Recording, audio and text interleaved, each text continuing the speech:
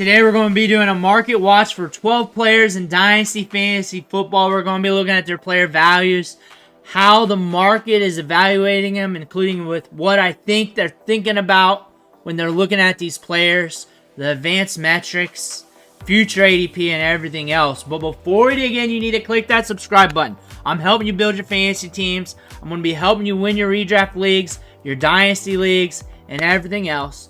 Click that button. Stop missing out. But we're going to start with our first player today. And honestly, I don't have a take on him. I keep looking at him, and that's why I'm talking about him today. So I'm going to talk in circles right now. DJ Moore. Because I can see where he can be successful in this offense. I can see where him and Caleb Williams can do well. Last year, though, 28% target share, 90 air yards. So that's probably where he's probably going to be capped at. You can't get much higher than that. That's top tier. You can get 100 air yards a game, possibly like 30 to 35%. But that's elite. He's already hitting elite territory. That was with Justin Fields last year. 1,300 yards, 8 touchdowns. I think he has the potential to do that. I think Caleb Williams, though, has to lock in. We can't have a rookie ramp up. We can't have a slowdown with that. We can't be stagnant. We can't come out slow to protect Caleb Williams. We got to be a faster offense. But analyzing the clips from training camp, it looks like we have potential for that. We look at the clips from training camp. We're looking at how Caleb Williams is running the offense. It's looking like things are looking smooth. So it's not like it's smart to back away. But also when you look at how the market's evaluating him, it doesn't care. And below me, the ADP, it's actually spiking up a little bit. He's wide receiver 18.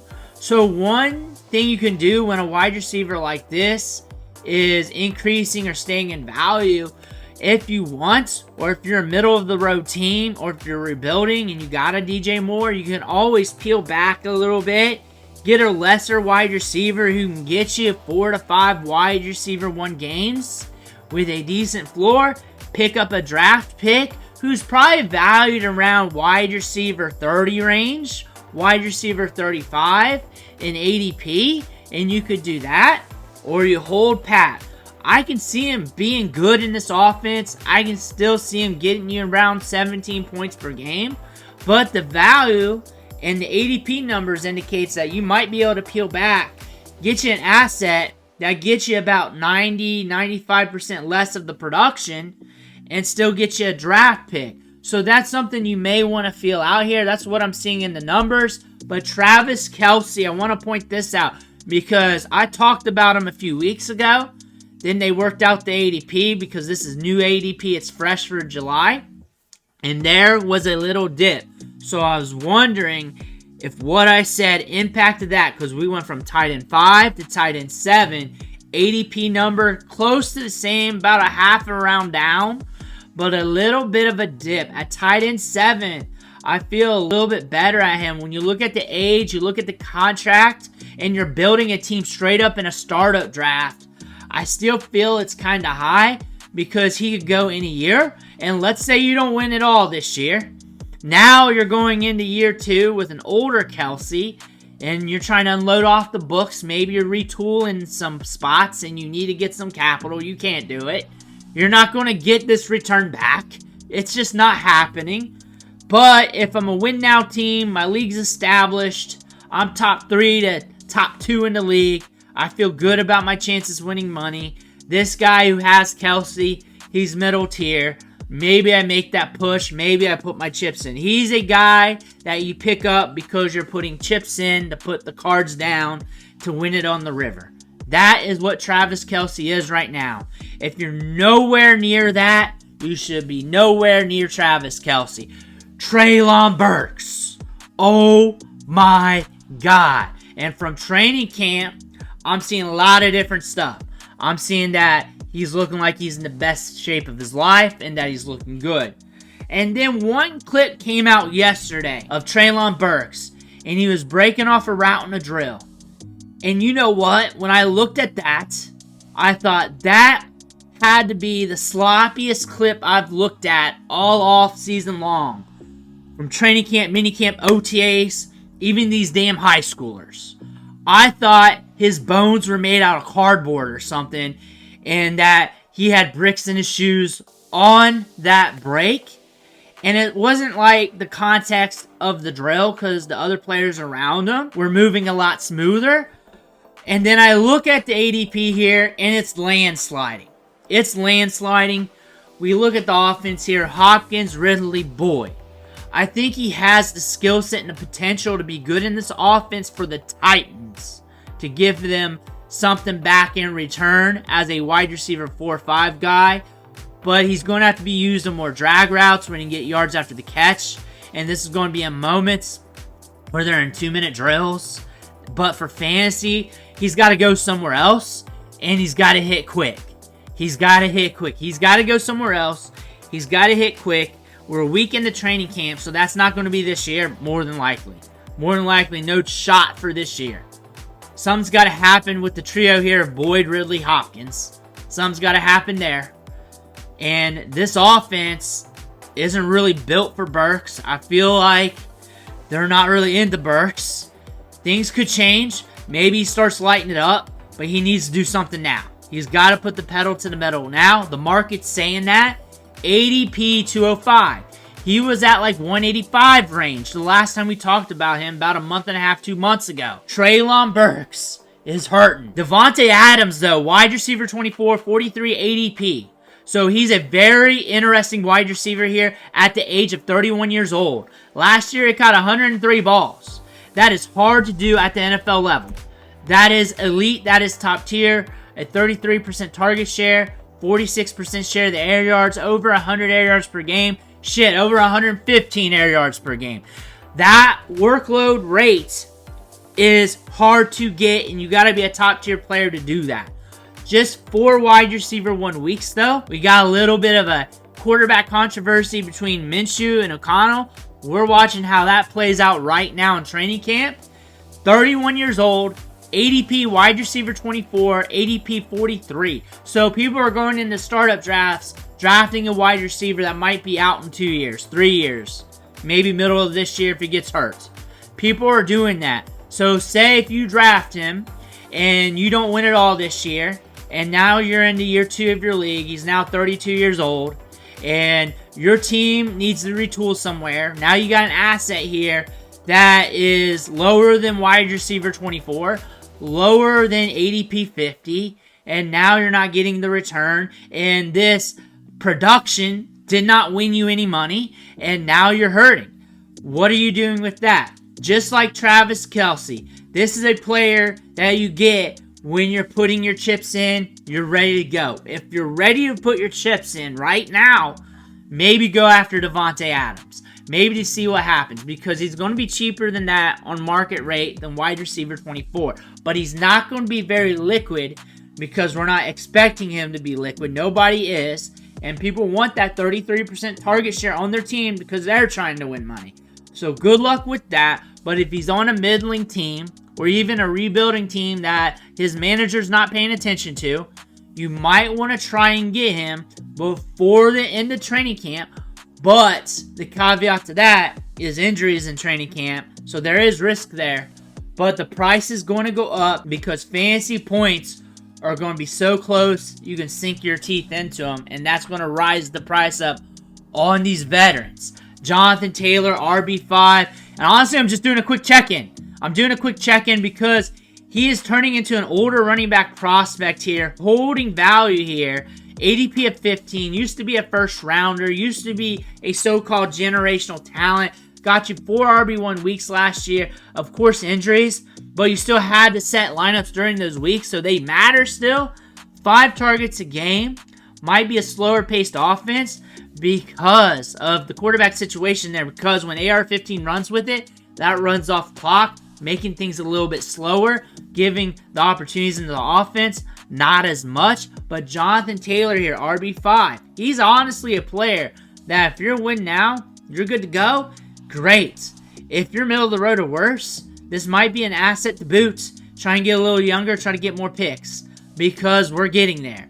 We are getting there. We're getting to the point where they might think about adding more depth to this team at the running back position, getting another running back here soon, and that might happen because he's 25, soon to be 26 next year, potential out after 2025, And if you acquire him now, you got to have that on the radar. We look at running backs in 2 to 3 year windows, 1 to 2 more than likely. He fits that well. But if your team's not fit in that 1 to 2 year window, then it's not worth it. And you might as well get something more long-term in that asset. Rhamondre Stevenson, checking in due to the contract. Value went up in ADP, so the price and stock went up. However, the thing about this offense, we do not know what's going to be like. We don't know what Antonio Gibson's going to look like in this offense. I look for Rhamondre Stevenson to be carrying the workload, but how much and how effective is he going to be? Because now you're paying ADP 69 price tag. You got 3 RB1 weeks last year. The year prior, top 3 in targets among running backs, which was solid, but we were just getting 4.3 targets per game and a 12% target share last year. That dipped a bit. We also had some lower games. However, Zeke's gone. Zeke was very dependable, and Antonio Gibson's not as dependable as Zeke. That is for sure. Stevenson might be on the field a lot more than what you think. He might get you some production, but I do like him at a cheaper cost. More like or a little less than what people were paying a month or so ago. At RB17 in startup drafts, looks like people are just trying to pluck a running back to build out their starting lineup. Not a smart move. I don't hate him. I just like him a little bit cheaper. Kyren Williams is at RB9, ADP 28, pushing ADP 30. The price is not dipping like people thought. Like after the Blake Corum draft pick, the price isn't dipping. He is dipping in running back ranking in ADP, but the ADP area is staying the same. Running backs are starting to jump up in ADP. That's what that's saying, because we're getting closer to the start of the season. People are starting to feel those fantasy points, which means veterans, guys that can score fantasy points that are not valued highly, are more liquid now. Which means if I'm a middle of the road team, if I'm a lower dwelling team, I can capitalize on that by dealing off those assets. That is what that's saying. I'm telling you more than just player good, player bad here, or how the market's valuing. I'm also talking strategy. That is what the market is saying with Kyren Williams, with his running back ranking of 9, because previously it was like 6 or 7.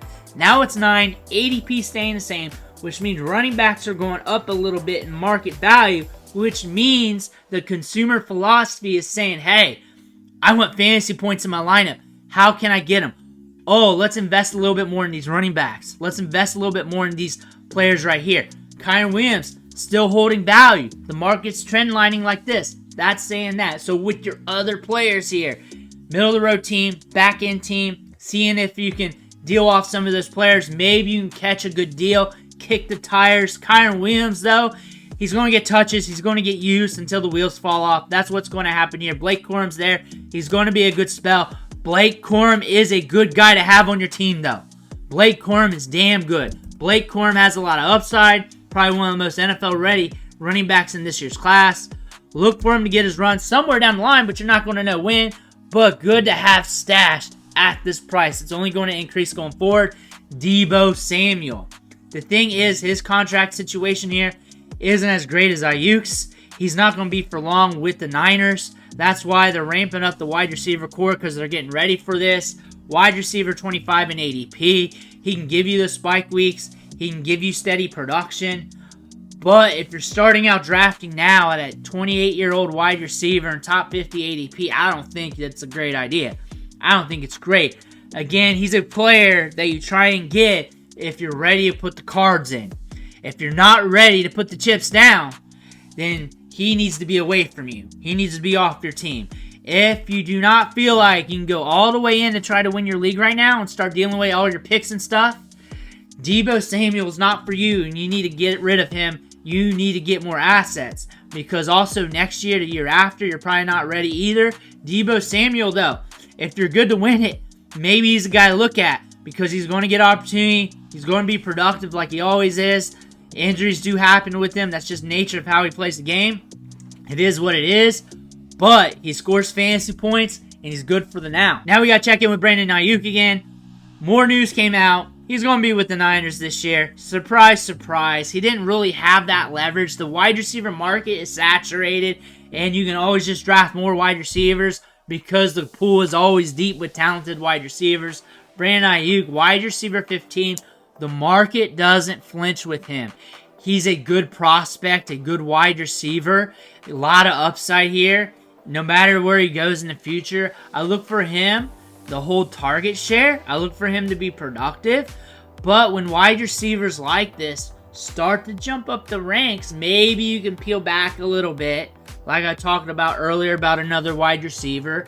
Get a wide receiver who gets you about 4 wide receiver 1 weeks, a decent floor at around wide receiver 30, 25, something like that range, and you get a pick with that, or another prospect, or another wide receiver with some upside. Maybe you do something like that, and you know what? You're built for the long haul. You're built with more pieces to rebuild with. You got more options. You got more capital. You're getting baseline production, maybe 90% of Aiyuk. Maybe some similar splash weeks since he got 4 of them last year. That being said, maybe you can do that. But I like him. He's good to go. I'll have him on some rosters. I'm not against it. But I also got to share ideas. Javonte Williams, we talk about him every day. And I talked about him on my redraft show the other day. I got to talk about here in Dynasty, RB29. The Denver podcast talked about him. They're saying he's clear-cut like the starter. They're saying that. That being said, the market is nosediving. He's liquid. He's cheap. They're saying that. I take that with a grain of salt because you should not always trust their evaluation. It's not always going to be perfect. It's not always going to be a clear cut. These guys don't study the draft. We got Audric Estime in the building. We know how he looked like at Notre Dame. He was a beast. He was good up the gut. He's looking huge right now. He's catching balls in the passing game from Bo Nix right now at training camp. Jaleel McLaughlin's getting a lot of work right now. It's very ambiguous. He's also very cheap. If you want to go cheap to patch up the running back position, this might be a guy to do it. I would go as cheap as possible. I would look for something cheaper than this, though, to get Javonte Williams, especially now we have these rumors out, and it's not guaranteed he's the starter. They're just saying that. That's why I take it with a grain of salt, because I don't trust it 100%. I know he's good. I know he can run it between the tackles. I know he's going to get opportunity. There's also a lot of indicators that there's going to be competition. One misstep, one injury could be an Audric Estime jump up. Jaleel McLaughlin is loved by this franchise. He's going to be getting opportunities. He'll probably suck up some passing game work. But if you want to go cheap and you need touches, here you go. Here are 12 players. We're looking at the market. Training camp is infused, and it will be infused going forward with these players because that's pivoting the values, that's pivoting the market. Let me know what you think in the comments below. Make sure to hit that subscribe button on the way out. One thing for watching. Catch you on the next video.